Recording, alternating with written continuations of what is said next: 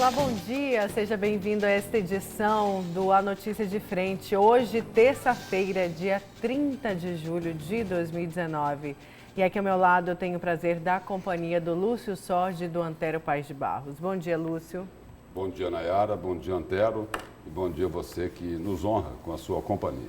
Bom dia, Antero. Nayara, bom dia, Lúcio. Bom dia ao telespectador e telespectadora. Certo, eu quero começar essa edição do A Notícia de Frente falando de eleições 2020. Tem aqui duas notícias sobre a disputa, uma cadeira no Alencastro, que é o DEM decide em março se terá candidato em Cuiabá. Campos alerta força da máquina. Júlio Campos lembra que perdeu para candidatos à reeleição em 98 e 2008.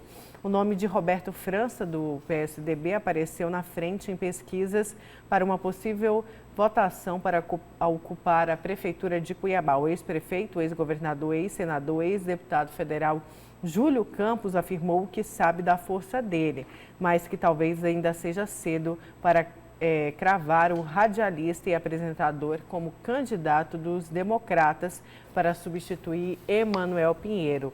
E ainda falando de eleições, o presidente do PDT em Cuiabá, o maestro Fabrício Carvalho, afirmou que a legenda não descarta lançar candidato para concorrer ao comando do Palácio Alencastro.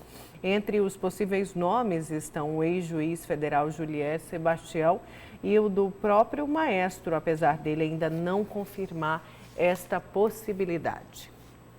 Sobre o PDT aí, nos bastidores, circula também uma outra informação, de que o PDT, que é do vice-governador, que é o partido do vice-governador Otaviano Pivetta, estaria se articulando para buscar a filiação da suplente de deputada federal Gisela Simona, que foi uma revelação nas urnas na eleição de 2018. É uma belíssima filiação, né? Se ela se filiar ao PDT, realmente não deixa de ser uma filiação muito consistente. E ela teve uma votação extraordinária. Teve mais de 30 mil votos aqui em Cuiabá, não foi isso? Muito mais. 52% do eleitorado em Cuiabá é feminino. Né? E ela já foi muito bem avaliada nas urnas, numa eleição proporcional. É evidente que essa votação cresce se for uma eleição majoritária. Né? Se for uma eleição majoritária de prefeito, essa votação cresce. Mas ela tem uma garantia de candidatura no PRONA e tem aquela brincadeirinha, você já brincou de parigato quando criança? As pessoas sentam todas no mesmo banco. Aí um vai empurrando o outro, aí o que fica mais imprensado sai, né? Aí você pariu o gato. Então, alguém vai ter que ser colocado para fora. Eu acho que o PDT vai trabalhar bastante. Já tem duas candidaturas, embora eles não falem, né? Mas já tem duas pré-candidaturas colocadas. A do ex-juiz Julier e também a do maestro. É do ex-juiz Julier, que é assim uma espécie assim de candidato sempre, sempre, né? É quase um procurador Mauro. Se bem que o procurador Mauro agora desistiu, né? Diz que não vai ser candidato. Segundo ele, não vai mais disputar nenhuma vaga. Chega de política, né? Chega de eleição. Certo, eu quero saber agora... E o prefeito Emanuel Pinheiro, cada vez mais, dá mais sinais... Convicto da reeleição. De que pretende sair candidato à reeleição, né? Eu acho que é natural a candidatura do Emanuel Pinheiro. Ele não tem como não ser candidato, Lúcio. Se ele não for candidato, quem é que vai defender o governo dele? Ninguém. Nem o candidato apoiado por ele. Dependendo de como tiverem as pesquisas de avaliação sobre o Emanuel Pinheiro, até o candidato apoiado por ele não defenderia o governo dele. Ou ele sai candidato para defender o legado dele, ainda que perca a eleição. Se ele perder a eleição sendo candidato, ele ganha. Se ele não for candidato, ele já perdeu conceito. E cada vez ele mais... já perdeu o conceito. Agora, ele tem que ir sabendo que vai ser uma pancadaria, né? Muito grande. Vai ser uma pancadaria muito grande para cima dele.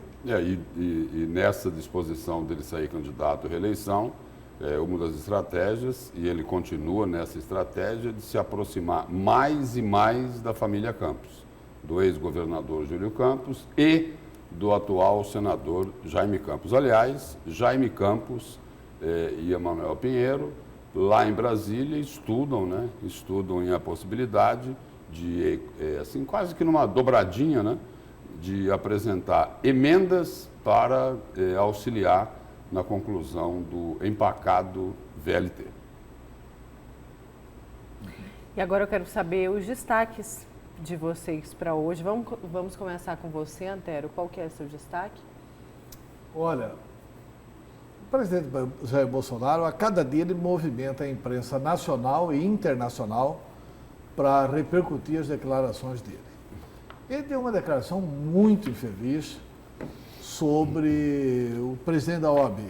Ele tem algum problema lá com o presidente da OAB.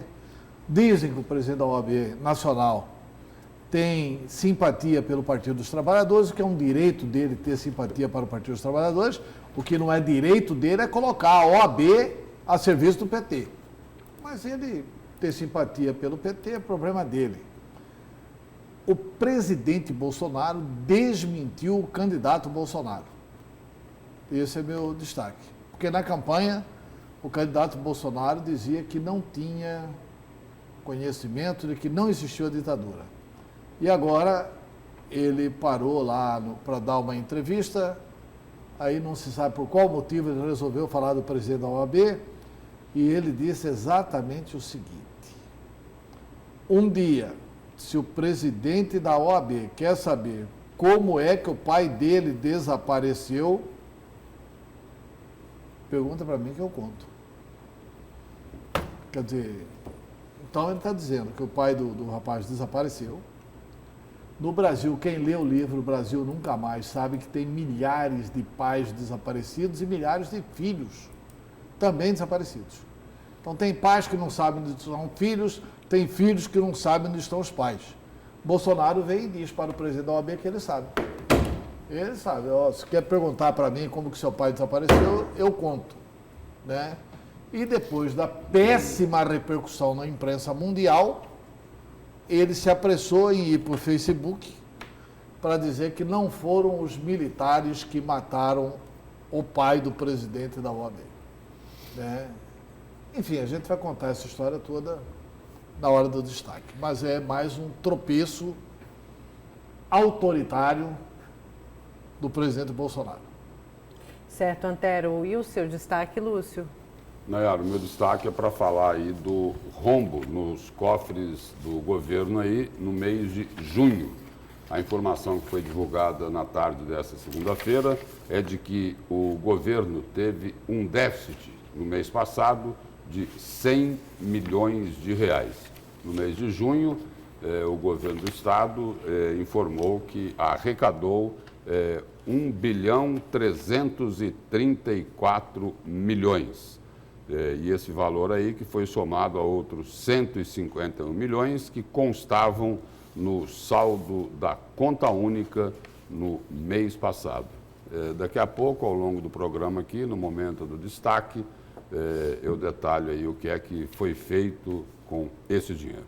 Certo, Lúcio. Então, daqui a pouco a gente volta a falar deste assunto. Eu quero destacar aqui a matéria que vem sobre os incentivos fiscais que foram aprovados no fim de semana, o projeto de lei, o substitutivo, e o deputado Eduardo Botelho, presidente da Assembleia, avalia que a aprovação com 7 emendas do projeto de lei que institui a restituição dos incentivos fiscais e altera a cobrança do ICMS de setores da economia irá superar a expectativa do governo do estado em arrecadação a partir da mudança. De acordo com o deputado, o lucro deve ser o dobro esperado. O governo calculava um acréscimo de 500 milhões e Botelho prevê o aumento de arrecadação que possa passar aí de 1 bilhão. O cálculo que se faz aí é o seguinte, é de um mínimo aí de 700 milhões. Pode chegar. De uma arrecadação que passaria a entrar a partir do ano que vem e que esse número aí pode chegar até R$ 1 bilhão. Essa é a conta. E sobre essa aprovação aí do projeto dos incentivos do governo, a Federação das Indústrias chegou a divulgar uma nota no dia de ontem. Um dos principais pontos aqui que eles colocam é o seguinte, que os efeitos reais dessa aprovação só serão conhecidos após o dia 31 de agosto. E eles explicam que esse é o prazo dos estados vizinhos e concorrentes na atração de investimentos, Goiás e Mato Grosso do Sul, além do Distrito Federal, para a reinserção dos incentivos. A Federação das Indústrias diz que é preciso conhecer o cenário geral para emitirmos um parecer, e isso está diretamente ligado à forma como os estados mais próximos abordarão os seus próprios incentivos. O fato é o seguinte, né? A gente vai ter aqui daqui a pouco uma entrevista com o deputado estadual João Batista, né? Ligado ao movimento dos servidores, né? É sindicalista, né? Ligado lá ao Fórum Sindical. Ele votou como? Contra o Não, ele votou a favor. A favor do projeto. Ele votou a favor. E votou coerentemente. E até explicou, ele disse o seguinte, que ele foi coerente no voto dele, foi coerente no voto dele porque esta era uma cobrança do próprio Fórum Sindical. E o Sintec falou isso durante a entrevista. Não só de redução dos incentivos, né? Mas de uma correção, né? Para dar mais clareza, para dar mais transparência, para que esses critérios, para que os incentivos passassem a ser concedidos aí com mais critérios. E nessa nota aqui da FIENTE, eles também destacam a atuação da Assembleia Legislativa nesse processo aí. Segundo a Federação das Indústrias, houve uma compreensão do Poder Legislativo diante aí da complexidade e de extrema importância desse tema.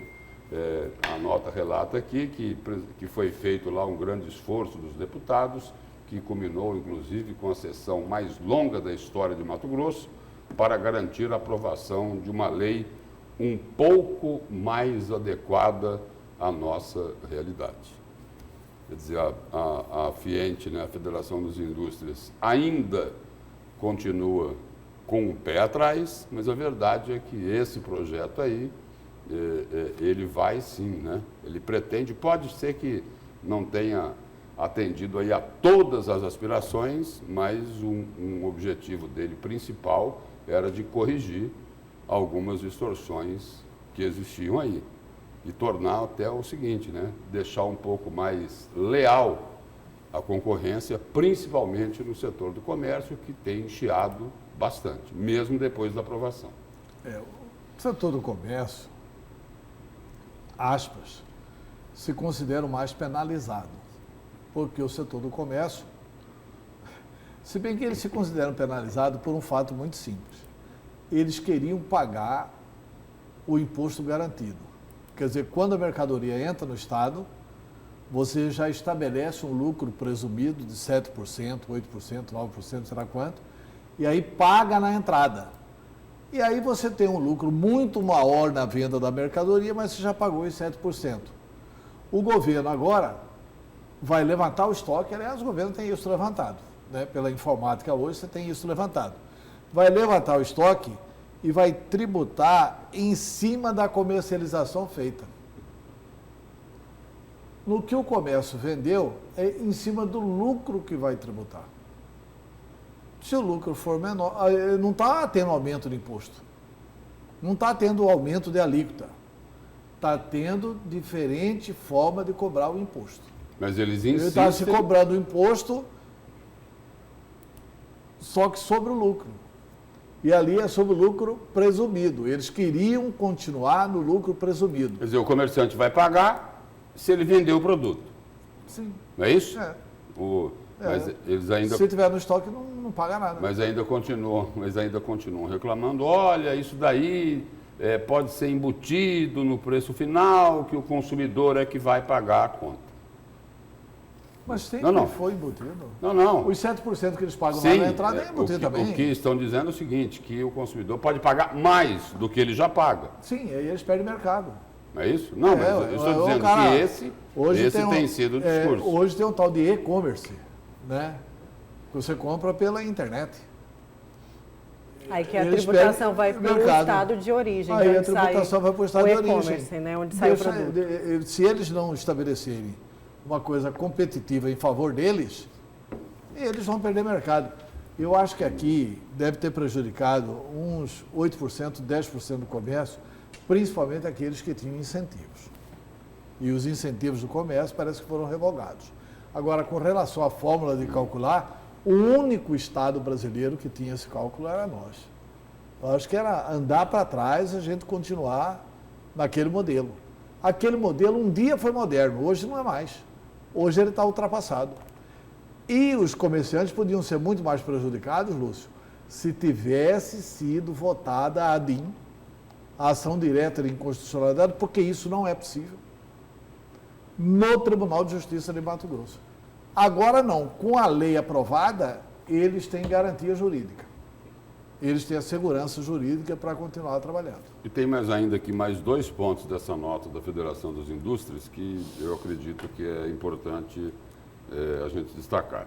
Eles dizem o seguinte, de que a tendência da redução de impostos começa a se desenhar no governo federal, cuja proposta de reforma tributária deve ser apresentada em breve e, ao que tudo indica, será pautada na simplificação dos tributos e redução das alíquotas. E aí eles colocam que quanto mais nos distanciarmos desses princípios, mais dificuldades teremos no novo cenário nacional. Bom, será que os governadores vão aceitar que reduzam a carga tributária nos estados? Esse é um questionamento, não é isso? Sim, daqui a pouco porque a gente... tem coisas que a União não legisla, né? Que é a legislação exclusiva do Estado. Né? ICMS é uma delas. Exato. Quer dizer, a União pode legislar em cima dos impostos federais, não é isso? E esse projeto aqui, que foi aprovado pela Assembleia, não legisla sobre os tributos lá, federais, né? E aí eles concluem a nota aqui da seguinte maneira, diz que a pauta da Federação das Indústrias, nesse tema aí, vai muito além da defesa da indústria, pois, segundo eles, segundo a Federação, o que está em jogo é a competitividade de toda a economia mato-grossense, que ainda depende dos incentivos para ter isonomia. Bom, não se pode ser contra os incentivos, né? Acabar com os incentivos aí não é o que se indica, né? Quer dizer, o Estado teria muitos problemas aí na sua economia. E aí eles dizem que os incentivos fiscais, bem estruturados, com critérios e regras bem definidas e de uma boa fiscalização, que isso tudo aí é imprescindível para gerar retorno financeiro e social, beneficiando toda a população mato-grossense. Mas espera aí, não é isso que o projeto propõe? É isso, não é? Que seja fiscalizado, que seja bem estruturado, que tenha critérios, regras bem definidas, porque tudo que a gente ouviu até aqui é o seguinte, olha, falta critério, falta transparência, tem gente que recebe incentivo e que não deveria receber e que era preciso corrigir isso. Pelo menos tudo que foi dito até aqui foi nessa linha, não foi, Antero? Foi o Mário Covas que falava assim, nós nascemos progressistas e morremos conservadores. As pessoas têm medo de mudança. Tem medo de mudança. E não tem por que ter medo de mudança. Acho que foi... Tá aí o exemplo. Né? Tá aí o exemplo. Foi bom a Assembleia mudar, se bem que eu acho muito sóbria a nota da Federação das Indústrias, que por enquanto ainda não se posicionou. Ela quer ver a posição dos vizinhos. E aí, o que tem sua razão de ser, né? Não. E a Federação das Indústrias quer ver a posição dos estados vizinhos e também quer saber a posição de um outro vizinho, né, Antero? De um outro vizinho. Praticamente vizinho, né? A Federação das Indústrias, é ali na Avenida CPA ainda? A sede da Federação das Indústrias ou mudou? Não, na Avenida ali, CPA. Não é? quer saber a posição do vizinho lá do Palácio Paiaguás. Se vai vetar alguma coisa ou não nesse projeto que foi aprovado lá pela Assembleia. Não, e tem muita coisa que ficou para o governador decidir. Nesse ponto, eu acho que o presidente Botelho deu uma aula de democracia, um show de democracia. A Assembleia Legislativa, na minha opinião, se saiu muito bem nesse episódio, inclusive na reação do deputado Botelho às lamúrias do secretário de Fazenda, Rogério Galo. Não tem porquê, gente. Você manda um projeto para a Assembleia e achar que esse projeto não pode ser modificado. Extingue o parlamento. Isso é bom na ditadura, né? Então, assim, eu acho que foi um show de bola do Botelho nessa situação e também dos deputados. Eu divido de alguns posicionamentos, mas, assim, não tem como não reconhecer que a Assembleia Legislativa fez um bom papel e está sendo aplaudida pela sociedade, hein? Reconhecida pela sociedade como intermediadora dessa negociação. E vamos continuar falando então, porque a gente tem matéria, porque o polêmico projeto de lei complementar 53 agora depende da sanção do governador Mauro Mendes para legalizar os incentivos fiscais no estado e definir a nova forma de cobrança do ICMS. Enquanto isso, os empresários mato-grossenses avaliam o efeito do substitutivo com 7 emendas aprovados pela Assembleia. Os detalhes com o repórter Antônio Carlos Silva. Para a indústria, foi importante covalidar os incentivos fiscais mato-grossenses conforme as regras estabelecidas pelo CONFAZ, o Comitê Nacional de Política Fazendária. Eu acho que é muito importante o incentivo fiscal, porque diretamente a população paga menos impostos. Então, se ela paga menos impostos, ela provavelmente vai ter produtos mais acessíveis a ela. Então, aqui em Mato Grosso, a gente produz diversas coisas dentro da nossa cadeia. A algodão é uma. Então, se não tem um incentivo aqui de algodão, há tempos atrás nem tinha algodão plantado aqui. Hoje temos. Então, é melhor se recolher imposto sobre alguma coisa do que 100% sobre zero. Para os comerciantes, foi importante as empresas atacadistas mato-grossenses conquistarem o direito de vender mercadorias em outros estados. Parcialmente foi atendida a possibilidade, o governo dar a possibilidade dos nossos atacados venderem para fora do estado. E esse projeto ele contempla em parte isso, não na sua totalidade, mas já é uma notícia melhor para o setor atacadista que vai poder faturar mais. Mas os comerciantes e industriais reclamam do governo de Mato Grosso não ter concordado com a tributação progressiva sobre os empresários que crescem no estado a partir dos incentivos fiscais dados pelo Simples Nacional. Quando a empresa sai do Simples, que o faturamento teto é de R$ 3.600.000 por ano, então com R$ 3.601.000, ela sai de uma carga tributária de 7,5% para 19%. E é lógico que a situação dessa empresa fica totalmente desconfortável em relação ao mercado. Para ela subsistir, ela vai ter que fazer alguma ação. Isso, o que a gente pediu foi que fizéssemos, então, uma escada em que, à medida em que o faturamento fosse ultrapassando o teto de 3.600, nós poderíamos ir aumentando o imposto gradativamente e não dar esse salto. Essa medida, ela talvez não tivesse espaço até para estar nesse PL, e nós vamos agora trabalhar isso com muito afinco, com muita vontade, junto à Secretaria de Fazenda, até porque ela depende de autorização do CONFAZ. Há 20 anos, o Mato Grosso tem um sistema tributário diferente para o comércio. O comércio em Mato Grosso paga na entrada dos produtos. Então, isso possibilitou, na época, ganho de arrecadação, uma simplicidade tributária. Passado-se o tempo, possibilitou também muitas empresas saírem do Simples em Mato Grosso, porque o sistema tributário era mais simplificado, até mesmo para quem sai do Simples. Então, isso possibilitou fazer rede médias. Agora, nessa nova configuração, eu acredito que muitas redes que não são grandes ainda para suportar uma nova carga tributária e nem tão pequena para estarem no Simples ou voltar para o Simples, elas vão ter bastante dificuldade. Isso provavelmente vai aumentar ou o valor para o consumidor ou elas vão ter dificuldade de quebrar. Industriais e comerciantes também estão preocupados com o aumento do ICMS a ser cobrado dos empresários e repassado aos consumidores. É melhor a gente não piorar alguma coisa e sim estar sempre melhorando, porque isso chega para o consumidor.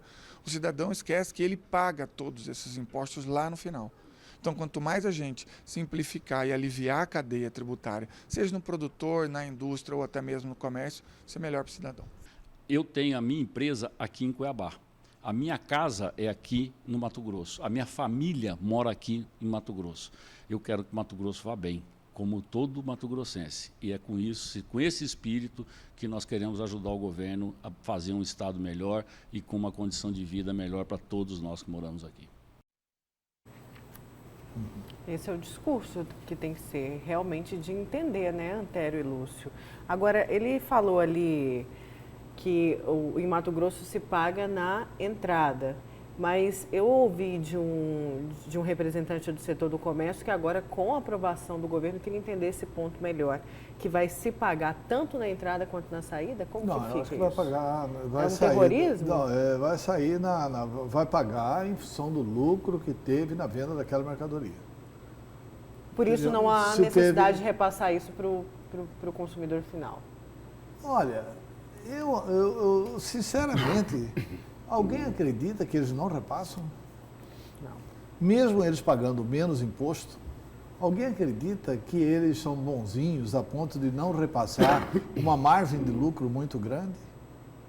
Eu tenho algumas dúvidas O governo sobre corrigiu. isso, Eu né? preciso colocar o seguinte. O governo adequou o estado de Mato Grosso ao que ocorre em todos os estados da federação. Em todos os outros 25 estados e mais o Distrito Federal, é como o governo estabeleceu agora aqui. Só aqui que era diferente. É a mesma coisa que o cara está marchando, só ele que está com o passo errado e ele achar que o pelotão inteiro está errado e ele está certo. Era mais ou menos essa a situação do comércio. Mas algumas conquistas foram importantes aí para o comércio. O setor atacadista ganhou muito, Lúcio. Porque, olha, desde o governo Dante de Oliveira, o setor atacadista vem reivindicando isso. Porque Goiás, Mato Grosso do Sul, etc. tal, apresentam enormes facilidades para os atacadistas de lá invadirem a praça aqui. E agora nós estabelecemos as condições para que os atacadistas nossos possam vender mais barato lá. Entendeu? Então, o setor atacadista é um setor altamente contemplado nessa área do comércio. E se ficou bom para o setor atacadista, quem é que compra do setor atacadista? São os comerciantes.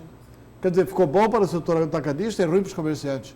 Não, os comerciantes agora, eles vão apenas ter que pagar sobre o lucro. Qual o problema de pagar sobre o lucro real? É porque antes, Antero, eles recolhiam o imposto Acostumou, sobre estimativa, não é isso? É isso. Não é isso? É isso.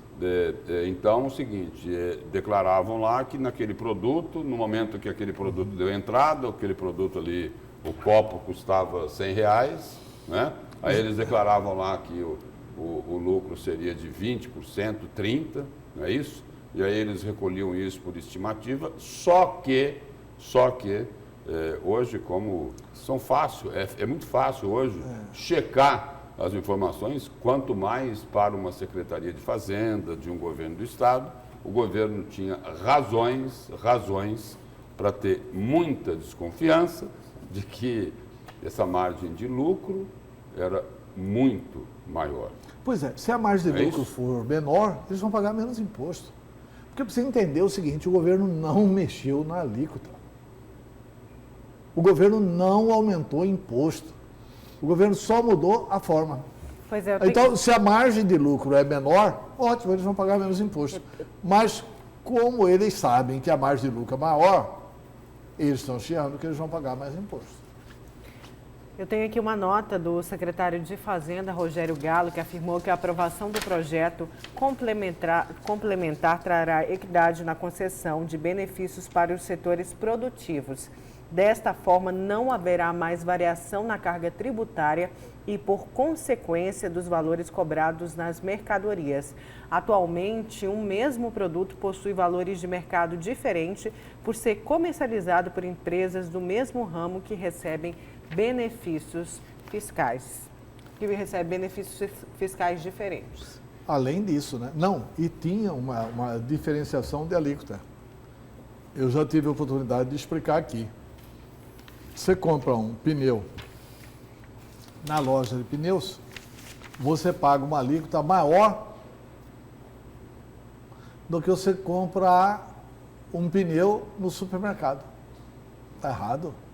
Você compra um perfume no supermercado, você paga uma alíquota menor do que se você comprar esse perfume em casas de perfume. Então, assim, essas alíquotas serão uniformizadas. O imposto vai ser um só, tanto comprando lá quanto comprando aqui. A marca do pneu qual é? É essa, a tributação sobre ele vai estar lá na pauta da Secretaria de Fazenda. Comprando em qualquer lugar, você vai pagar o mesmo imposto. Resumindo, a concorrência vai ficar mais leal, né? Não, resumindo o seguinte, o comerciante não mais poderá alegar que o preço dele em relação ao concorrente acaba sendo maior, colocando a culpa no vilão do imposto. Exatamente. Porque todo mundo vai pagar a mesma coisa. Né? Quer dizer, quem puder vender mais barato que o concorrente, não vai ser por causa do imposto. Né? Esse é por outra razão, porque o concorrente dele paga o mesmo imposto, né? O mesmo valor. Vamos então para o intervalo. Na volta a gente vai falar de Grampolândia Pantaneira. Então não saia daí, a gente vai tomar aquele cafezinho e daqui a pouco a gente volta com a notícia diferente.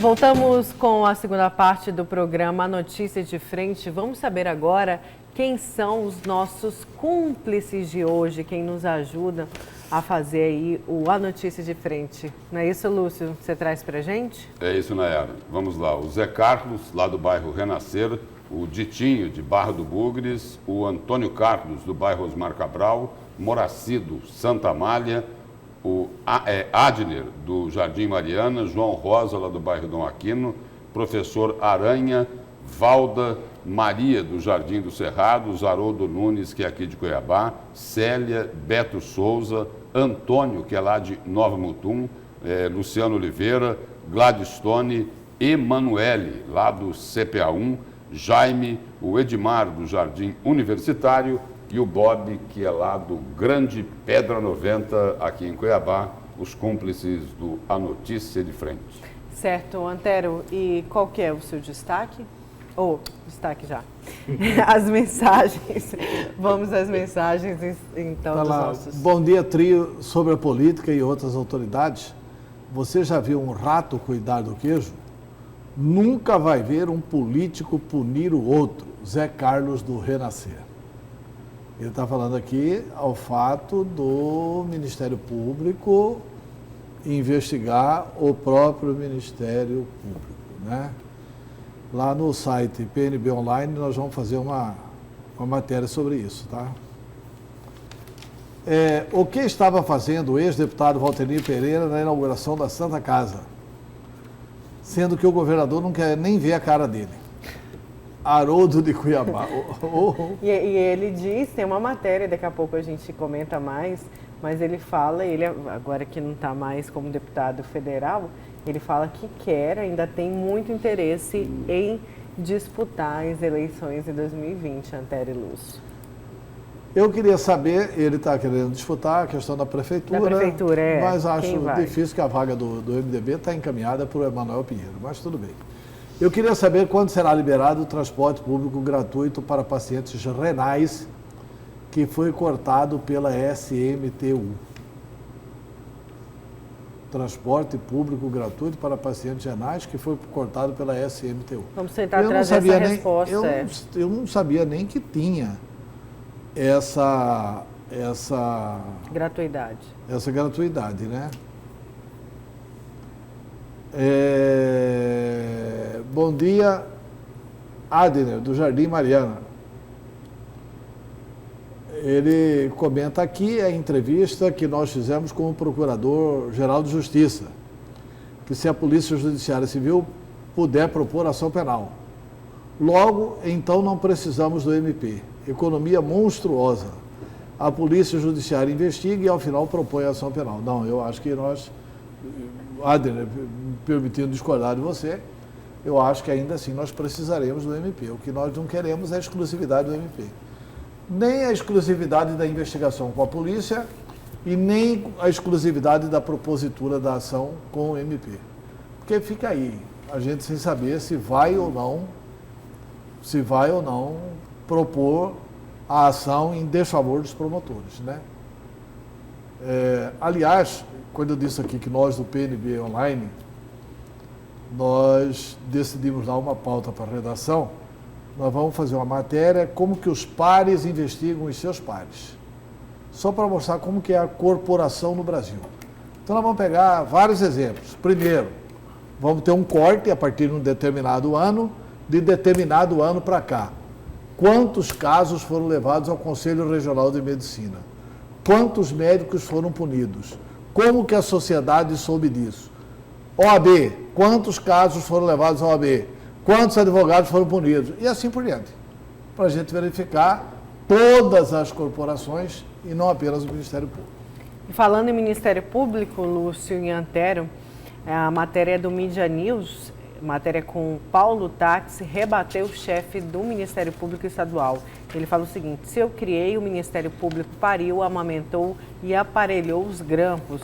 O ex-secretário-chefe da Casa Civil, Paulo Táxi, rebateu as acusações do Procurador-Geral de Justiça, José Antônio Borges, dando conta de que o primo do ex-governador Pedro Táxi foi o criador do esquema conhecido como Grampolândia Pantaneira. Em entrevista ao Mídia News, Borges afirmou que, ao menos por hora, não há qualquer prova de que membros do Ministério Público tenham participado do esquema. Sim, Lúcio. Gostaria de colocar o seguinte, aí você está lendo aí o texto, né, da Sim. reportagem. Como essa daqui me parece que é a primeira vez que o ex-secretário Paulo Táxi se manifesta, a nota dele aqui tem 5 pontos. Eu acredito até que é importante colocar esses pontos aqui. O primeiro ponto, ele diz o seguinte: esse daqui foi uma resposta a um site, né, ao site Mídia News, onde foi veiculada uma reportagem do Procurador-Geral de Justiça, o promotor José Antônio Borges. Porque o promotor falou o seguinte durante essa entrevista, né? Se houver algo envolvendo promotores, aí que deem outro apelido, mas Grampolândia Pantaneira é cria de Paulo Táxi, já está aprovado, posso dizer, afirmou o chefe do Ministério Público. Aí a nota aqui é a seguinte: o primeiro ponto, isso Paulo Táxi falando, né? Ele afirma ter provas contra mim, falando aqui do procurador. Se tais provas são amparadas nos reinterrogatórios dos militares, então ele tem que ter a coragem de imediatamente afastar todos os membros do Ministério Público de Mato Grosso citados por eles. Caso contrário, o Procurador-Geral de Justiça dará cria, ele sim, a figura inédita no mundo jurídico da semi-testemunha, que contra uns falam a verdade, mas contra os membros do MP estão mentindo. O segundo ponto da nota: o douto Procurador-Geral de Justiça deve revisitar o Código de Processo Penal e a Constituição, assim verá que contra mim e os membros do Ministério Público mencionados nos interrogatórios, o que houve foi exclusivamente a fala dos militares, o que não configura a prova, e sim indícios ou meios de alcançar provas, o que ocorrerá ou não nas investigações. E, no Brasil, o cidadão só é considerado culpado com o trânsito em julgado de sentença penal condenatória. Enquanto isso não ocorrer, somos inocentes. Eu e eles. Paulo Táxi falando. O terceiro ponto da nota: se a afirmação de que a tal Grampolândia é cria minha estiver amparada no que disseram os militares, a quem Vossa Senhoria já afirmou estarem desesperados para manter o cargo, então, com base nesses mesmos atos de desespero, seria correto afirmar que quem a pariu, amamentou, ensinou a andar, educou e aparelhou foi o MP Mato Grosso? Isso. Interrogação.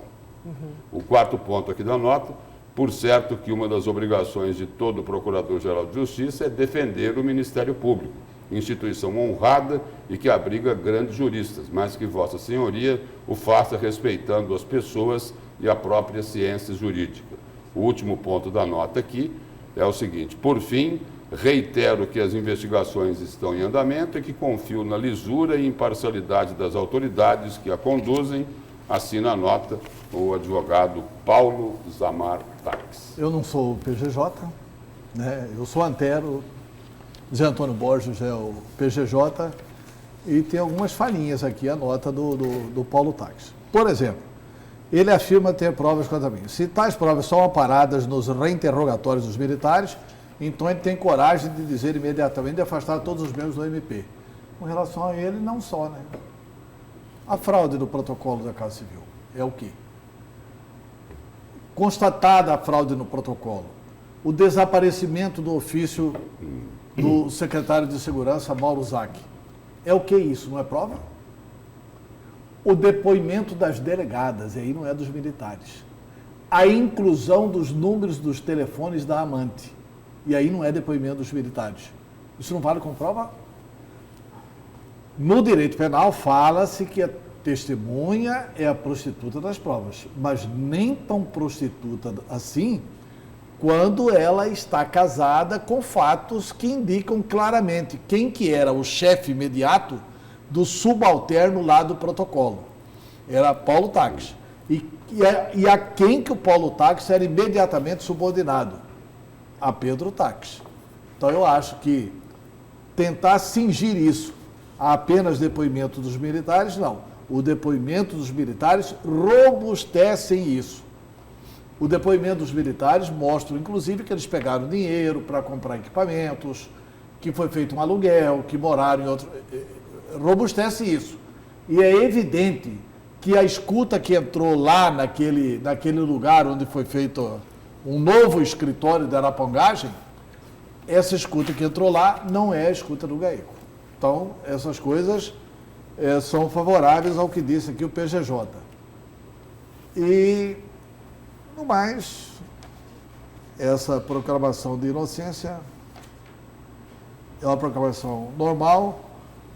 Dizer que no Brasil o cidadão só é considerado culpado com trânsito em julgado de sentença penal condenatória, enquanto isso não ocorrer na sentença, somos todos inocentes, eu e eles. Isso foi meio derrubado no Supremo, né? No Supremo não é mais sentença penal transitada em julgado, né? O Lula não tem sentença penal transitada em julgado, está na cadeia, né? Para ir para a cadeia, exige-se pelo menos a dupla condenação, né? Teria que ser condenado na primeira instância e na segunda instância.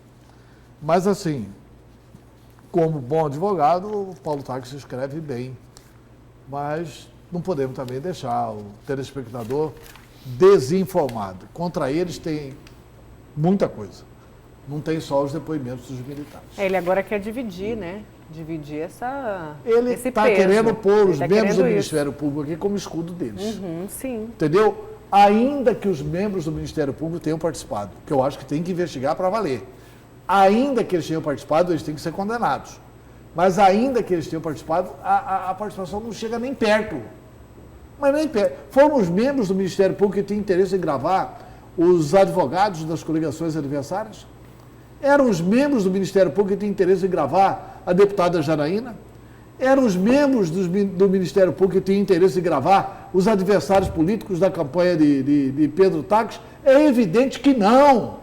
Então as evidências, os indícios estão aos borbotões, pululam. Com todo o brilhantismo do Paulo Taques, ele não consegue enterrar essas provas que são vivíssimas. Agora, não estou dizendo que não deve se apurar, que deve passar a mão na cabecinha dos membros do Ministério Público. Se eles erraram, tem que pagar exemplarmente, até para livrar a instituição. É isso. E tem mais uma notícia aqui da Grampolândia. O Ministério Público de Mato Grosso emitiu parecer favorável para que a deputada Janaína Riva seja admitida como assistente de acusação na ação penal da Grampolândia Pantaneira na 11ª Vara Militar de Cuiabá, o que tem como réus os militares Zaqueu Barbosa, Evandro Lesco e Januário Batista, Ronelson Barros e Gerson Correia. Na prática, a deputada poderá propor meios de prova, requerer perguntas às testemunhas e também fazer a defesa de recursos interpostos pelo órgão ou por ela própria. O documento é assinado pelo promotor de justiça Alan Doó e que afirmou não ver problemas na participação de Janaína Riva. Ele lembrou, no entanto, que o caso de novas solicitações de assistências, pedidos de juntada de prova e inquirição de testemunhas, o Ministério Público precisará ser consultado. E ainda dentro desse assunto aí, uma outra informação sobre um encontro de ontem, né, entre o presidente da Assembleia Legislativa e o procurador da Justiça, José Antônio Borges Pereira. Foi uma visita aí de cortesia, né, do presidente da Assembleia para tratar aí de assuntos institucionais. E aí estiveram presentes lá nessa reunião o subprocurador de Jurídico de Justiça, Jurídico e Institucional, Deusdete Cruz Júnior, o secretário-geral do Ministério Público, Milton Matos da Silveira Neto, o primeiro secretário da Assembleia, o deputado Max Russi, e o procurador-geral da Assembleia, Gregory Maia. Aí, o procurador lá do Ministério Público, José Antônio Borges, disse o seguinte: olha, nós tratamos de vários assuntos aqui, inclusive da reforma tributária, aprovada recentemente, e elogiamos o trabalho dos deputados, que é tão importante nesse momento. Aí ele também disse que, nesta reunião, foi abordada também a questão dos grampos, diante da qual informamos que o Ministério Público preza pela transparência de suas medidas e que tudo será devidamente esclarecido, disse o chefe do MPE, que completou dizendo o seguinte: as medidas estão sendo tomadas por meio do Núcleo de Ações de Competência Originária, o NACO Criminal, da Corregedoria e da Procuradoria-Geral de Justiça. Abre aspas. Vamos fazer uma auditoria externa no nosso guardião, que é o sistema de interceptação telefônica com ordem judicial, e dar os devidos esclarecimentos se houve ou não qualquer tipo de envolvimento aqui dentro do Ministério Público relacionado a isso. E o presidente da Assembleia, Eduardo Botelho, disse que ficou satisfeito com o resultado da visita, que o procurador-geral mostrou aí todos os procedimentos que estão sendo adotados lá no Ministério Público. E Botelho disse que acredita plenamente no trabalho do procurador, no trabalho do NACO, e que eles têm essa isenção para tocar o processo e fazer o que melhor dê resultado para toda a sociedade. Certo, Lúcio. Vamos então para o destaque do Lúcio. Vamos lá? Lúcio, vamos lá, então. Lúcio, pro seu destaque. O meu destaque de hoje é para falar aí sobre o rombo nas contas do governo no mês de junho. Foi divulgado ontem pelo próprio governo do estado o déficit do último mês, né? Que ficou em 100 milhões de reais. E aí esse valor aí, o valor desse déficit é o resultado aí do que foi arrecadado, não é? O que foi pago e as despesas também não pagas no mês de junho. O governo informa que arrecadou 1.334 bilhões, tem ali um quadro com essas informações, e aí esse valor foi somado a outros 151 milhões que constavam lá no saldo da conta única.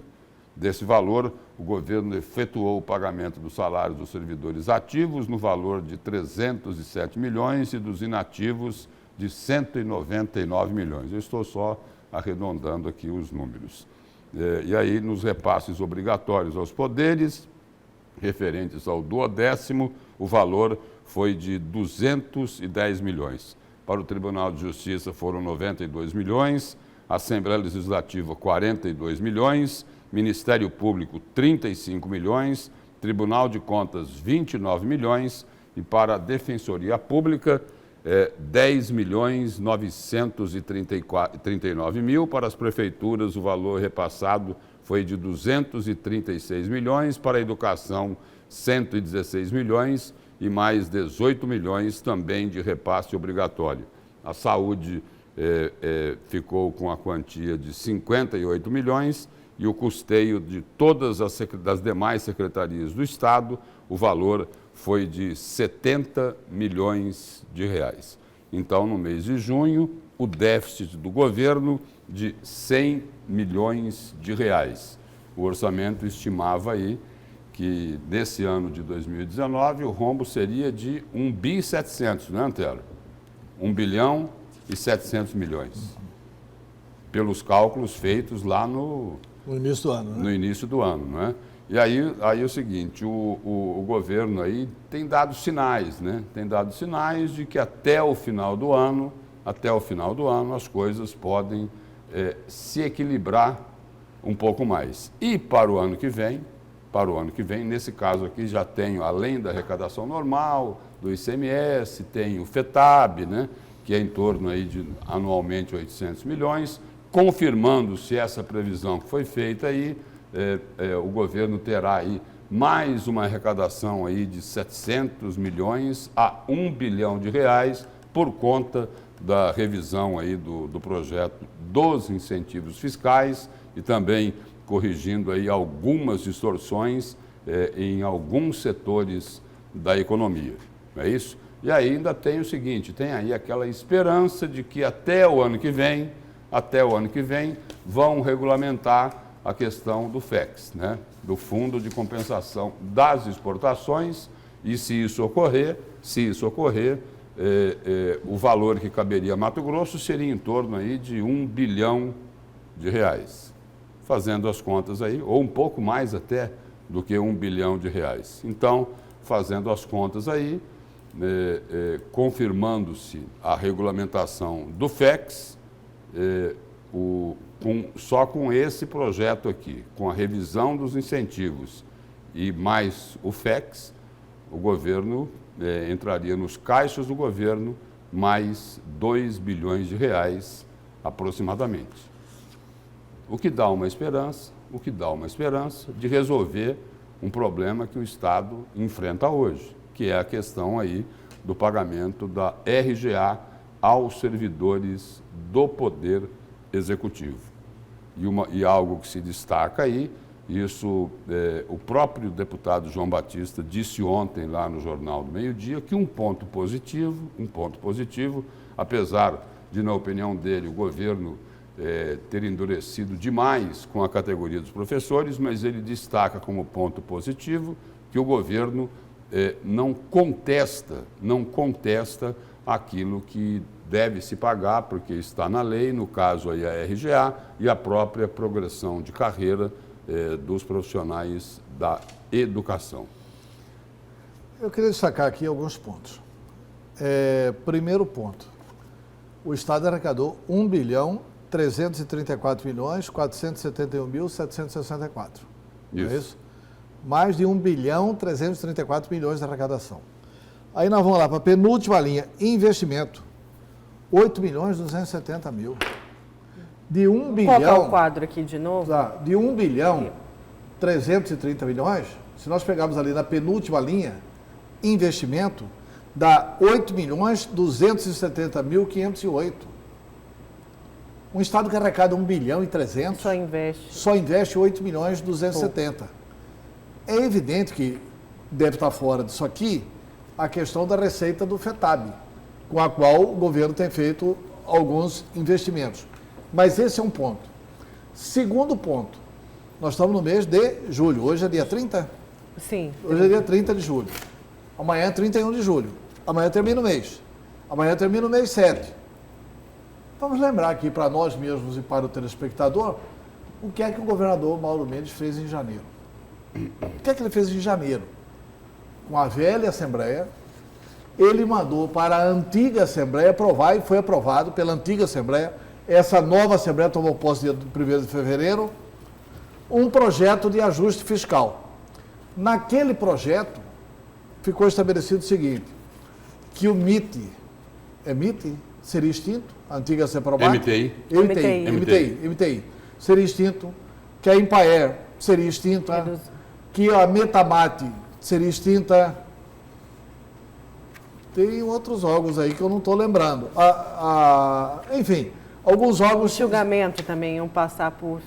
Os que não fossem extintos iam ser julgados. E que essas empresas teriam 6 meses de prazo. Eu estou lembrando que o prazo terminou para demonstrar a viabilidade da continuidade delas. Está demonstrada a viabilidade? O governo vai continuar cortando gastos? Porque se o governo não cortar gastos, Lúcio, não adianta aumentar a receita. E essa Antero, é uma cobrança forte que tem sido feita. Do setor produtivo de todo mundo. Sim, de todo mundo. Porque o que eles dizem é o seguinte, olha, o governo disse que cortou, na opinião desses segmentos aí, cortou pouco e que esses cortes podem ser aprofundados. Pois é. Então eu acho que está na hora do governo colocar um secretário executivo para ver o que foi feito nessas empresas e tomar uma decisão. Senão vai ficar nessa questão de enxugar o gelo. Aumenta em 1 bilhão e nós não podemos indicar aqui como solução o seguinte, olha, aumentou a despesa em 1 bilhão. E agora nós podemos pagar o RGA e pagar a dobra do salário, que eu acho que tem que pagar. Mas nós vamos continuar investindo 8 milhões por mês. Não dá. Aí o Estado vai arrecadar 2.300, vai continuar investindo 8 milhões por mês? Quer dizer, não dá. Aí o setor produtivo vai pagar imposto e não vê esse imposto traduzido em serviço público para chegar ao cidadão. Esse é um ponto. Outros 2 pontos que tem que entrar na pauta do governo. Agora, vencida esta etapa na Assembleia Legislativa, na minha opinião, Lúcio, Nayara, telespectador e telespectadora, o que é que o governo tem necessidade de fazer? Mas está em recesso em Brasília. Coisa nenhuma. Mauro Mendes tem que despachar toda semana em Brasília. O secretário que atende o governo lá em Brasília não serve. Eu sou amigo pessoal do Carlos Fávaro. Ele está com outro foco também. Não é. Ele está com foco do Senado. Nós temos 3 senadores. Ele é brigado com uma senadora importante de Mato Grosso. Ele é brigado com a Selma. Como é que o cidadão que está lá para costurar politicamente os assuntos de Mato Grosso é brigado com 1/3, com 33% da bancada do Senado? Não serve. Então, o governador Mauro Mendes tem que ele arrumar a malinha aqui e ir para Brasília para ficar 2 ou 3 dias por semana em Brasília para tratar de 2 coisas importantes. O FEX e o empréstimo junto ao Banco Mundial para poder pagar a conta do Bank of America. Eu acho que feitas essas 2 equações e lembrando do compromisso daquele ajuste prometido em janeiro, aí sim, o governo vai anunciar que vai pagar o salário, vai pagar o RGA, vai pagar a dobra e vai ter dinheiro para investimento. Tudo que o Mato Grosso precisa. Que foi promessa do governo federal, condicionado à reforma da Previdência, que encaminhou bem, vai para o Senado, deve também ser ainda melhor, ainda mais rápida para voltar para a Câmara. E outra coisa, quando o governador for a Brasília, tem que reunir os 11 deputados federais. Aliás, 8 federais e 3 senadores. E só para complementar, ou seria para referendar o que o Antero acabou de colocar, governador altera decreto de calamidade financeira do Estado. A medida prevê uma série de contenção de gastos, bem como a revisão dos contratos e licitações. Aí falam dos servidores que ficam proibidos de licenciarem dos cargos para cursos de capacitação. Depois de prorrogar por mais 120 dias o decreto de calamidade financeira, o governador Mauro Mendes publicou um novo decreto no Diário Oficial desta segunda-feira, em que altera as datas para reavaliação e contenção das despesas da máquina estatal. É o que o Antero acabou de colocar. É preciso agilizar isso, dar resposta às cobranças que estão sendo feitas. Teve lá o novo FETAB, teve agora esse projeto dos incentivos para corrigir as distorções, né? E aí os setores produtivos, nessa cobrança, eles têm razão. E aí? Não vão aprofundar os cortes? E aí é o seguinte, aí a gente vai falar aqui, jogar a conversa ao vento, né? Porque não era só o Poder Executivo que tinha que fazer isso. Porque outros poderes também tinham que fazer, mas não vão fazer. se você debruçar É só perder tempo ao falar isso. sobre os números, de 1 bilhão e 300, são só 307 milhões a Folha do Estado. A Folha do Estado de 1 bilhão 330 são 307 milhões. De inativos 199, dá praticamente 500 milhões. 500 milhões de reais. 500 milhões a Folha. E aí tem um monte de gente recebendo. E tem alguns penduricalhos aqui que alguém tinha que fazer a extinção disso. Repasse obrigatório ao FABOV, IAGRO, CIPEM, DETRAN. O DETRAN tinha que viver das suas próprias receitas. CIPEM é uma entidade privada. Eu imagino que FABOV e IAGRO também são privados. Então, assim, tinha que fazer um ajuste também nesses números que o governo E mais anuncia. uma vez chama atenção a diferença ali dos poderes. Vamos colocar de novo o quadro na tela. O repasse que é feito para o Tribunal de Justiça, Assembleia Legislativa, Ministério Público e Tribunal de Contas. Aí vem a Defensoria Pública, que a gente já falou disso aqui também no A Notícia de Frente. A diferença dos valores que a Defensoria recebe, que vem fechando aí em algumas comarcas por falta aí de reestruturação. E o Estado tem uma despesa muito grande. A Raquel Dodge está com uma movimentação interessante de cortar, Lúcio, essa questão dos honorários da Procuradoria.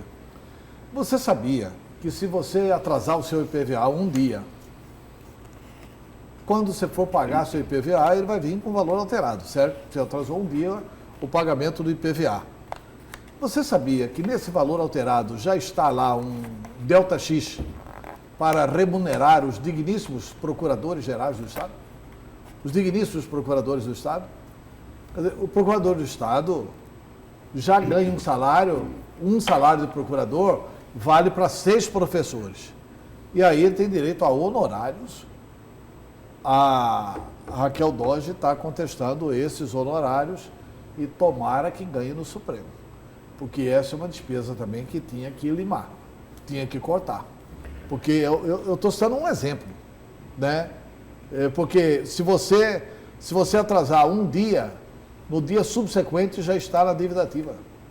E se já está na dívida ativa, aí você paga um delta X lá de honorários para os digníssimos procuradores. Isso é brincadeira, né? E o sobrar para investimento 8 milhões de reais diante de uma arrecadação de 1 bilhão 334 milhões é algo assustador. Quem paga imposto tem razão, né? É algo assustador. E aí é o seguinte, só uma comparaçãozinha aqui. O Antero falou aqui dos repasses aí a FABOV, ao IAGRO, ao CIPEM, né? Os repasses aqui são 2 milhões a mais do que o valor que pôde ser destinado para investimento. Só esses repasses. Só esses aí. Só esses repasses. 10 milhões 335 contra 8 milhões 270 mil de investimento. Diferença grande. É a máquina do Estado. Sim, é pesada, mas bem pesada. Bem pesada. Muito. Vamos então para mais um intervalo, que tem também o destaque do Antero, então não saia daí.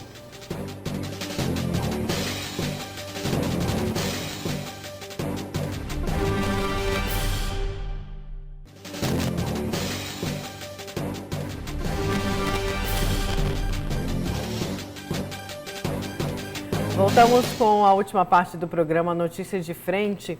E a gente falou aqui, se eu não me engano, foi na semana passada, sobre uma entrevista com o secretário de Saúde do Estado, Gilberto Figueiredo, na qual ele falava sobre as macas do SAMU que ficam retidas ali no pronto-socorro municipal e de que se isso já foi conversado com o secretário do município, se voltasse a acontecer, ele faria inclusive um boletim de ocorrência. O prefeito Emanuel Pinheiro falou sobre isso. Vamos conferir. Mesmo antes de inaugurar o novo pronto-socorro de Cuiabá, o Hospital Municipal, a Prefeitura já tinha adotado uma medida de tolerância zero de pacientes internados no corredor do atual pronto-socorro ainda, o prédio antigo. Só que agora, com a inauguração da nova Santa Casa, no hospital estadual, o secretário de Saúde de Mato Grosso alega que o pronto-socorro, a Prefeitura, estaria criando problemas em relação à atuação do SAMU, o Serviço de Atendimento Móvel de Urgência, pois para retirar pacientes dos corredores estaria utilizando as macas do SAMU e que recentemente se formaram filas de ambulâncias no pronto-socorro. E alegou que se a Secretaria de Saúde do município não tomar um encaminhamento, que vai registrar um boletim de ocorrência. Eu gostaria que o secretário trabalhasse mais, né, e falasse menos. Se quiser o apoio de Cuiabá, certo, para podermos construir uma saúde pública humanizada e digna para a população cuiabana, estamos à inteira disposição. Já negaram o recurso para ajudar a pagar os salários dos trabalhadores que ficaram 8 meses sem receber. Agora começa aí com picuinhas, com bobagem, pelo amor de Deus. Eu quero trabalhar, eu quero ajudar a população cuiabana, eu quero ajudar os menos favorecidos, mais carentes, preciso do Estado, preciso da União e preciso de todos aqueles bem intencionados que queiram realmente trabalhar por Cuiabá, especialmente pela população do SUS. Nós simplesmente estabelecemos uma tolerância zero nos corredores do pronto-socorro municipal desde abril, desde 25 de abril. Não existe mais paciente nos corredores do pronto-socorro de Cuiabá. Lugar de paciente é na enfermaria, sendo tratado com dignidade, respeito e humanização. Qualquer outra denúncia precisa ser tratada, certo, entre a Secretaria Municipal de Saúde e a Secretaria Estadual de Saúde. Eu, por exemplo, não tinha o conhecimento dessa denúncia do secretário. Para mim, não havia chegado. E se tiver algum problema com a Prefeitura de Cuiabá, para melhorar o atendimento à população, nós adequamos, não temos problema nenhum em adequar. Essa foi então a fala do prefeito Emanuel Pinheiro. Ele falou que não teve conhecimento da denúncia, mas incrível, o secretário... né, que não respondeu, né? Pois é, só foi responder, disse que não tem no corredor, né? Não tem no corredor, mas a denúncia do secretário foi que realmente não está no corredor, estão nas enfermarias, amontoados, nos depósitos, né? Não, a denúncia não é essa, não. Segundo o Sindicato dos Médicos, inclusive. Não, a denúncia é que chega lá a ambulância e fica a ambulância em fila e não deixam tirar a maca da ambulância. E fica prendendo lá, já chegou a ter 8 ou 10 ambulâncias. E que ele tratou disso com o secretário municipal de saúde. É isso que eu ia falar. Por duas vezes. Então, assim, se o Emanuel não sabe disso, o secretário municipal de saúde não levou para ele.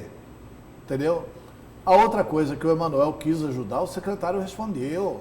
Dos 3,5 milhões. Dos 3,5 milhões. O secretário falou assim, olha, o Estado não pode receber o dinheiro da Prefeitura, porque a dívida não é do Estado, a dívida é da Santa Casa.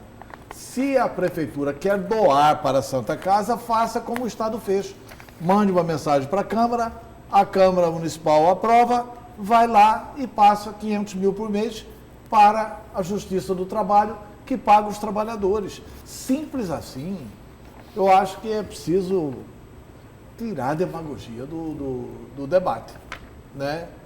Olha, por isso que desde o início, quando o Fernando Henrique lançou a reeleição, que eu sou contra a reeleição. O cara não pensa no município, não pensa no Estado, pensa na reeleição. É um bate-boca desnecessário. Ninguém quer prefeito para brigar com o governador. Ninguém quer governador para brigar com o prefeito. Quer governador para governar o Estado, inclusive a cidade de Cuiabá, independente do prefeito gostar ou não dele. E quer prefeito para governar o município e tentar uma harmonia com o Estado em benefício do povo de Cuiabá. Não dá para continuar assim. Então, um jogo de perde-perde. Certo, Antero, vamos para o seu destaque? Olha, o meu destaque é o seguinte. Tem coisas que só acontece com Bolsonaro. Sem ninguém perguntar, o presidente Jair Bolsonaro desmentiu o candidato Jair Bolsonaro. Eu coloquei isso, inclusive, no destaque no site PNB Online. Porque ele colocou o seguinte: o capitão, quando candidato a presidente, dizia que a ditadura não teria existido. Todos nós nos lembramos disso do horário eleitoral. Agora, na condição de presidente da República, confessa que ela existiu. E mais que isso, deu sumiço em milhares de brasileiros. Aí a notícia do site O Antagonista. O presidente Jair Bolsonaro resolveu agora atacar o presidente nacional da OAB. Bolsonaro disse a jornalistas: um dia, está entre aspas, contará o presidente da OAB, Felipe Santa Cruz, como o pai do advogado desapareceu na ditadura militar. Aí, aspas para Jair Bolsonaro: um dia, se o presidente da OAB quiser saber como é que o pai dele desapareceu no período militar, eu conto para ele. Ele não vai querer ouvir a verdade? Eu conto para ele. Não é minha versão, é que a minha vivência me fez chegar às conclusões naquele momento. O pai dele integrou a Ação Popular, o grupo mais sanguinário e violento da guerrilha de Pernambuco, e veio a desaparecer no Rio de Janeiro, acrescentou. Aí, sinceramente, quer dizer, o que o presidente está dizendo isso? O presidente está dizendo que ele não assimilou nada da lei de anistia que foi aprovada no Brasil. O Brasil chegou a um tempo que aprovou a lei da anistia. E nessa lei da anistia, perdoavam os crimes dos militares e perdoavam também os crimes daqueles que lutaram pela liberdade e que queriam derrotar a ditadura militar. Com essas declarações, o presidente Bolsonaro diz que não entendeu nada daquele período. E o Bolsonaro desmentiu o Bolsonaro, porque se ele dizia, na época da campanha eleitoral, que não havia existido a ditadura, agora, na condição de presidente da República, ele confessa que ela existiu. E mais que isso, que deu sumiço em milhares de brasileiros. E diz o seguinte: se o presidente da OAB quiser saber como que o pai dele sumiu, me procure que eu conto para ele. Eu, se eu fosse presidente da OAB, chamava a imprensa, pedia uma audiência e ia lá perguntar para ele. Diante da repercussão negativa das afirmações do Bolsonaro, ele foi para o Facebook. Porque deu uma repercussão negativa imediatamente. Aí ele foi para o Facebook, para aí já apresentar uma versão um pouquinho diferente. Aí ele diz no Facebook dele: não foram os militares que mataram o pai do presidente da OAB, diz Bolsonaro. Porque ele é testemunha do fato. Aí ele diz o seguinte: agora há pouco Jair Bolsonaro foi ao Facebook falar do caso do pai de Felipe Santa Cruz, presidente da OAB, desaparecido em 1974. Segundo o presidente, Fernando, que era o nome do pai do Felipe, não foi morto pelos militares, mas pelos próprios colegas do grupo de esquerda do qual ele participava, a Ação Popular. Isso aqui é muita indignidade, gente. Se você lê, a Igreja Católica, através do grande arcebispo de São Paulo, ajudou a publicar, Dom Paulo Evaristo Arnes, ajudou a publicar um livro, Brasil Nunca Mais. Quem lê aquele livro, Brasil Nunca Mais, vai ver lá milhares de desaparecidos no Brasil. De filhos que até hoje não sabem onde estão seus pais. De pais que até hoje não sabem onde estão seus filhos. E o presidente Jair Bolsonaro vem com essa conversa de que, se quiser, pergunta para ele, ele fala: olha, nenhum dos brasileiros que foram assassinados pela ditadura foram assassinados com dignidade. Eles foram torturados e assassinados pela ditadura brasileira. Eu tive a oportunidade de conviver aqui com o jornalista Rubens Lemos, que disse ter sido torturado pela ditadura lá em Pernambuco. Ele trabalhou conosco aqui. Então, assim, o Bolsonaro vir com essa história como presidente da República. E foi criticado. Dizer que... Não, ele foi criticado pelo mundo inclusive inteiro. por aliados como o João Dória. O João Dória que brigou até com o partido durante... O Não pai brigou do não, João Dória, se dispôs o pai do João com o Dória partido durante a também campanha. foi um militante contra a ditadura. E o João Dória falou, só quero destacar aqui, Lúcio, rapidinho, que o governador de São Paulo falou, olha, é inacreditável que um presidente da República se manifeste da forma que se manifestou em relação ao pai do presidente da OAB, Felipe Santa Cruz. Foi uma declaração infeliz, afirmou Dória. E o presidente da OAB, Antero, presidente nacional da OAB, Felipe Santa Cruz, ele diz o seguinte, ele diz que o presidente Jair Bolsonaro, com as declarações que deu, ele demonstrou crueldade e falta de empatia. E aí ele também coloca o seguinte, goste ou não o presidente, o que a sua geração, o que une sua geração, né, com a de seu pai, é o compromisso, no caso do presidente da OAB, é o compromisso inarredável com a democracia e por ela estamos prontos aos maiores desafios. E aí ele faz um desafio aqui. Falando em desafio, o presidente da OAB faz um desafio. Ele também cobrou que Bolsonaro diga o que sabe sobre todos os demais desaparecidos. Abre aspas. Se o presidente sabe, por vivência, tanto sobre o presente caso, quanto com relação ao de todos os demais desaparecidos, nossas famílias também querem saber. Merecem saber. Merecem saber. Merecem saber. Na verdade, essas declarações do Bolsonaro assustam, sabe por quê? Porque são declarações de um ser autoritário. De um homem que não é acostumado a viver com a divergência. De um homem que quer impor a sua opinião. Aí as pessoas ficam irritadas, Antero, você... Não, eu sou um democrata. Eu não posso aceitar uma fala com essa qualidade do cidadão. Porque, olha, não tem nada mais cruel do que você pegar um cidadão, mantê-lo indefeso, torturá-lo até a morte. Isso é uma covardia monstruosa. Isso não é machismo, não. Isso não é ser violento, não é ser macho, não é coisa nenhuma. É ser cruel. Isso é cruel e covarde. E tem aqui o que diz a Comissão da Verdade, Antero e Lúcio. De acordo com a Comissão da Verdade, Fernando Augusto de Santa Cruz Oliveira sumiu em 1974 e foi preso e morto por agentes do Estado brasileiro.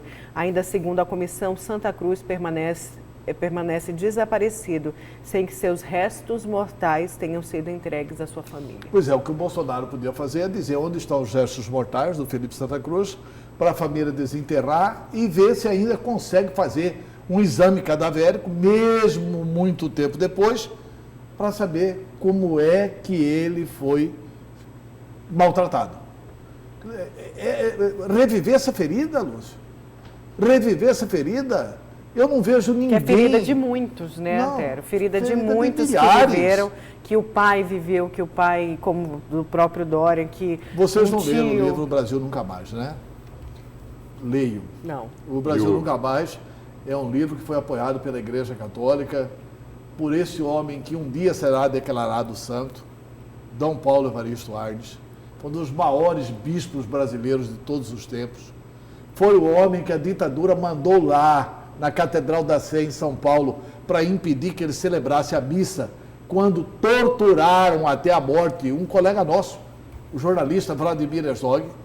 Vladimir Herzog foi assassinado dentro do DOI-CODE, em São Paulo, asfixiado com uma bola de tênis. Imagine, colocar uma bola de tênis na boca do jornalista e ir asfixiando e empurrando aquela bola de tênis para dentro até matá-lo. E depois forjaram uma fotografia onde ele aparece com as pernas dobradas, etc. e tal. Aí os militares foram lá para proibir, naquela época, Dom Paulo Evaristo Arnes de fazer a missa. E Dom Paulo Evaristo Arnes fez a missa. Portanto, assim, tem muita coisa bonita na história do Brasil que, infelizmente, a juventude não sabe. E que o Bolsonaro quer reviver as piores páginas da história do Brasil. O Brasil já se auto-perdoou em tudo isso, com a lei da anistia. Bolsonaro ainda não. Ele demonstra que tem saudades do autoritarismo. É uma pena. E só para complementar, o presidente da OAB, ele disse o seguinte, que a avó dele faleceu há pouco tempo, com 105 anos de idade. e faleceu sem saber como o filho, pai do presidente da OAB, foi assassinado. E não deve ter dor maior que essa. Obrigada, Lúcio. Obrigada, Antero. Até amanhã. Até amanhã. Muito obrigada a Bom dia. você. Bom dia.